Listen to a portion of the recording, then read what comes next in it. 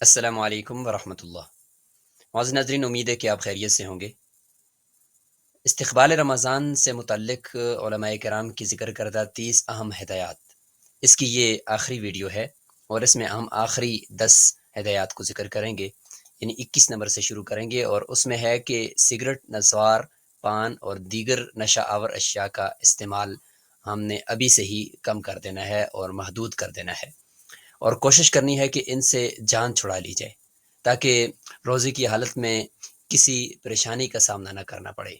رمضان المبارک نشہ آور اشیاء سے جان چھڑانے کا ایک بہترین موقع بھی ہے، اور اس میں ہمت، حوصلہ اور اللہ سے مدد مانگتے ہوئے ان آفات سے بآسانی جان چھڑائی جا سکتی ہے۔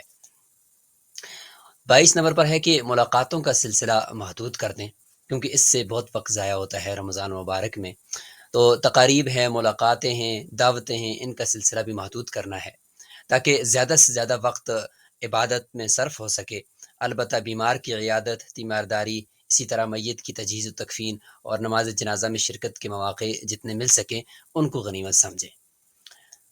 23ویں نمبر پر چھوٹی چھوٹی صورتیں اگر آپ نے پہلے یاد نہیں کی ہوئیں تو وہ زبانی یاد کر لیں۔ قرآن کریم کی جو آخری 10 صورتیں ہیں ان کو یاد کر دیں تاکہ نوافل تہجد میں انہیں پڑھا جا سکے۔ عام طور پر صرف 1 یا 2 صورتیں یاد ہوتی ہیں اور انہی کو بار بار ہم دہرا رہے ہوتے ہیں، تو یہ مثالی طرز عمل نہیں ہے، 10 صورتیں تو کم از کم یاد ہونی چاہیے۔ 24ویں نمبر پر ہے کہ بچوں کو روزے کی عادت ڈالیں۔ 7 سال یا اس سے بڑے بچوں کو روزے کے حوالے سے خصوصی ترغیب دیں اور ان کی ذہن سازی کریں تاکہ رمضان میں انہیں روزہ رکھنے کی عادت پڑ جائے اور بچوں کے زندگی بھر کے روزے آپ کے لیے صدقہ جاریہ ہوں گے۔ 25 نمبر پر ہے کہ کم کھانے کی عادت ڈالیں۔ شعبان میں کھانے کی مقدار خاص تناسب سے کم کر دیں۔ غذا میں سبزی، پھل اور کھجور کا استعمال زیادہ رکھیں تاکہ صحت اور توانائی برقرار رہے، اور رمضان تک آپ کم کھانے کے عادی بن جائیں۔ نیز عادتاً کھانے کا بوجھ بدہضمی اور سستی عبادات میں رکاوٹ نہ بنے۔ 26 نمبر پر ہے کہ ماہ شعبان کی تاریخیں یاد رکھیں کہ آج کون سی ہے، پھر کل کون سی ہے، پھر کل کون سی ہے، کیونکہ رسول اللہ صلی اللہ علیہ وسلم شعبان کی تاریخیں یاد رکھنے کا بہت زیادہ اہتمام فرماتے۔ ایک موقع پر آپ صلی اللہ علیہ وسلم نے ارشاد بھی فرمایا کہ رمضان کے لیے شعبان کے چاند گنتے رہو، سنن ترمذی میں ہے۔ 27 نمبر پر ہے کہ اس رمضان کو گزشتہ رمضان سے ممتاز کریں۔ سوچیں کہ وہ کون سے طریقے ہیں کہ جن سے میں ممتاز کر سکتا ہوں۔ کسی ایسی عبادت کی ترتیب بنائیں جو آپ کے نام اعمال میں اس رمضان کو گزشتہ رمضانوں سے ممتاز کر دے۔ مثلا 30واں پارہ زبانی یاد کر لیں، یا سورہ رحمان یا سورہ یاسین یا سورہ ملک یا سورہ الف لام میم السجدہ زبانی یاد کر لیں، یا کسی یتیم کو ڈھونڈ کر اس کی کفالت کا بندوبست کر لیں، یا جیلوں میں قید لوگوں کی تعلیم و تربیت کی ترتیب بنائیں، یا پانی کی اشد ضرورت ہو تو ٹیوب ویل، کنواں یا ٹھنڈے پانی کا پلانٹ لگوا دیں، یا مسجد و مدارس کے ساتھ پرخلوص تعاون کریں، یا مستحق طلبہ کے لیے فیسوں اور یونیفارم وغیرہ کا بندوبست کر لیں، یا کسی غریب لڑکی کی رخصتی کی اخراجات کا بندوبست کر دیں، وغیرہ وغیرہ۔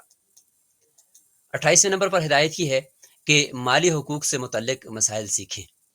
عام طور پہ رمضان مبارک میں مالی حقوق جیسے زکوٰۃ، عشر، صدقۃ الفطر، نذر وغیرہ کی ادائیگی کی جاتی ہے، لہٰذا ضروری ہے کہ ان سے متعلق تفصیلی احکامات پہلے سے معلوم کر لیے جائیں۔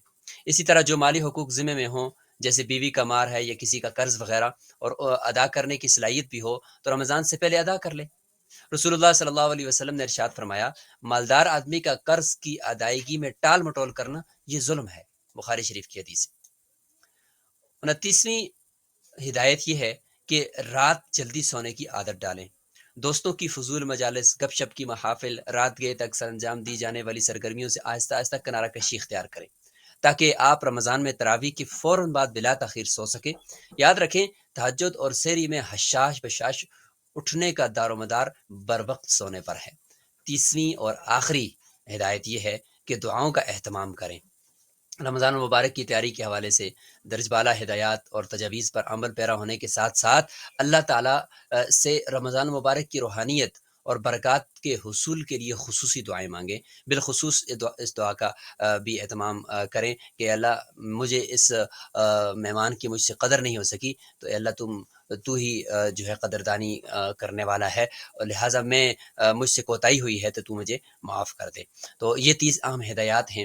اللہ تعالیٰ سے دعا ہے کہ اللہ تعالیٰ ہم سب کو ان پر عمل پیرا ہونے کی توفیق نصیب فرمائے۔